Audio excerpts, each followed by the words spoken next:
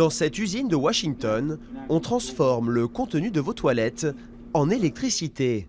Cette installation est l'une des plus grandes au monde à recycler les excréments humains. Chaque jour, plus d'1 million de litres de matière fécale sont convertis en électricité.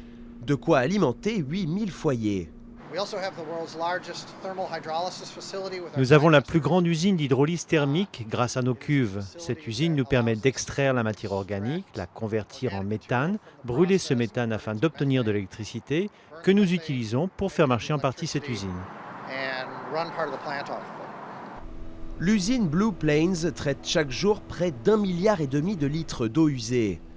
Un processus gourmand en ressources qui fait d'elle la plus importante consommatrice en énergie de l'État.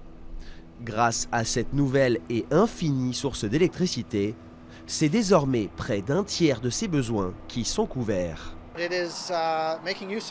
On utilise un capital qu'on a ici dans l'usine et qu'on donnait pendant des années gratuitement aux agriculteurs comme engrais.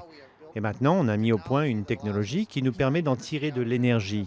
Ça réduit notre empreinte carbone d'environ 50 000 m3 de CO2 par an et nous économise des millions de dollars.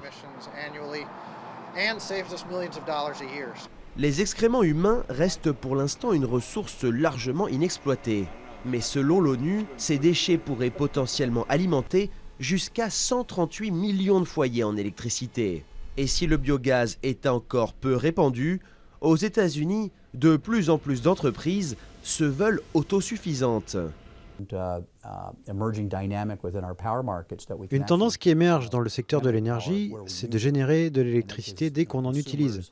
Ça offre aux consommateurs, aux propriétaires et aux entreprises plus d'options pour gérer et contrôler leurs coûts en énergie.